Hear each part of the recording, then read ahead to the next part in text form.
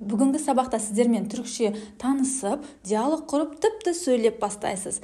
Баршаңызға қайырлы күн достар, сіздермен Айгерім. Сабақтарымызды ары қарай жалғастырамыз. Ең алдымен каналыма тіркелмеген болсаңыз, тіркеліп, видеоға лайк басып, комментарий қалдыруды ұмытпаңыздар. Ендеше бастайық. Түркше өзімізді қалай таныстырамыз? Түрік тілінде мераба, яғни сәлем деген сөз. Мераба кейде мерхаба деп те айтады. Екеуі де қайсын қолдансаңыз да екеуі де дұрыс. Мераба және мерхаба. Бірақ жазылған кезде екеуі де осылай мерхаба болып жазылады. Мұнда мен сіздерге Айгерім мен Мұраттың диалогын ұсынып отырмын. Осы жерден біз сіздермен түркше қалай танысу керек, өзін қалай таныстыру керек, қалай атын сұрайды, жасын сұрайды, барлығын үйренетін боламыз. Бірінші, қараңыздар достар, мераба, мераба. Сәлем, сәлем, я. Сәлеметсіз бе деп сіз тіпті үлкен кісіге айтайын десеңіз де, мераба деп айта бересіз түркшеде. Яғни біздің қазақ тіліндегідей сіз дегенде басқаша айтылады, сәлеметсіз бе дейміз ғой, ондай жоқ. Мераба, мераба, яғни барлығына сәлем, сәлеметсіз бе деп айтамыз, я. Енді насылсыныз, насылсыныз. Насылсыныз деген қалайсыз деген сөз. Насылсыныз. Teşekkür ederim. İyiyim, siz nasılsınız? Teşekkür ederim. Rahmet деген сөз. Teşekkür ederim. Rahmet. İyiyim. Осы ие деген сөз, достар, ие деген сөздің өзі түркшеде жақсы деген сөз. Қазақ тіліндегі игі деген сөз бар ғой, сол түркшеде жақсы деген сөз. İyiyim, яғни мен жақсымын деген сөз. İyiyim. Rahmet, жақсымын. Siz nasılsınız? Siz қалайсыз? Teşekkürler, ben de iyiyim. Teşekkürler, rahmet дейді. Ben de iyiyim, мен де жақсымын. Adınız ne? Adınız ne? Атыңыз кім деген сөз. Түріктерде біз қазақтарда атыңыз кім дейміз ғой, олар кім демейді, не дейді. Adınız ne? Атыңыз кім? Benim adım Айгерім. Sizin adınız ne? Менің атым Айгерім. Сіздің атыңыз кім? Benim adım Мұрат. Менің атым Мұрат. Nerelisiniz? Nerelisiniz деген қай жақтансыз деген сөз. Откуда дейді ғой, сіз қай жақтансыз? Nerelisiniz? Ben Астаналıyım. Мен Астанаданмын дейді.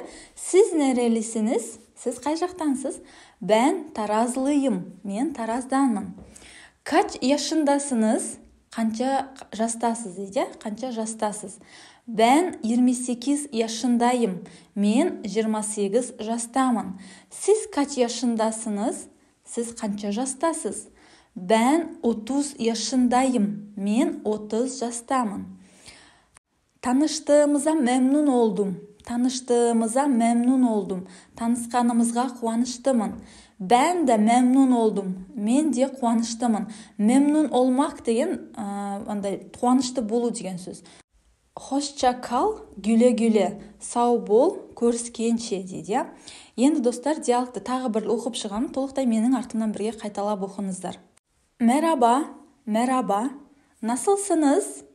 Teşekkür ederim. İyiyim. Siz nasılsınız? Teşekkürler. Ben de iyiyim. Adınız ne? Benim adım Aygerім. Sizin adınız ne? Benim adım Murat. Nerelisiniz? Ben Astanalıyım. Siz nerelisiniz? Ben Tarazlıyım. Kaç yaşındasınız? Ben 28 yaşındayım. Siz kaç yaşındasınız? Ben 30 yaşındayım. Tanıştığımıza memnun oldum. Ben de memnun oldum. Hoşça kal. Güle güle. Келесі достар, яғни сәлем деген кезде қалай жауап береміз, қайсында не деп жауап беру керек, я, соны қарастырайық. Мысалы айттық, я, мераба десе мераба деп жауап береміз, яғни сәлем десе сәлем. Хош келдіңіз, түріктер бұны да өте көп қолданады. Хош келдіңіз, яғни қош келдіңіз дейді. Хош болдық, қош көрдік. Хош келдіңіз десе хош болдық деп айтады. Hoşça kal деген сау бол, сау болып тұр дейді ғой. Güle güle, сау бол, яғни аман сау қал деп güle güle, яғни қоштасқан кезде айтыламыз, я. Görüşmek üzere, görüşürüz, кездескенше, көрісерміз дейді. Келесі көріскенше, görüşürüz, көрісерміз дейді. Осылай жауап беріледі достар. Келесі, енді видеоның басында байқағандарыңыздай кейбір сөздер бар, біз сериалдардан да көп естиміз, бірақ олардың аудармаларын қайсысын қай кезде қолданатынымызды білмейміз. Ендеше қараймыз достар. Günaydın, қайырлы таң деген сөз, яғни таңертең. Günaydın, günaydın. İyi günler, қайырлы күн. İyi günler, қайырлы күн. İyi akşamlar, akşam kеш деген сөз. İyi akşamlar, қайырлы кеш. İyi geceler, қайырлы түн. İyi geceler, қайырлы түн.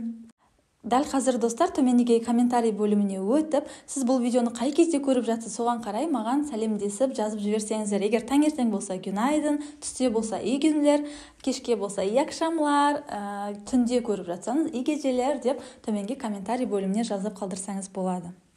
Қайсында қалай жауап береміз? Егер günaydın деп айтса, біреу сізге günaydın деп жауап береміз. İyi günler десе, iyi günler деп жауап береміз. İyi akşamlar десе, iyi akşamlar. İyi geceler десе, iyi geceler деп жауап береміз, достар.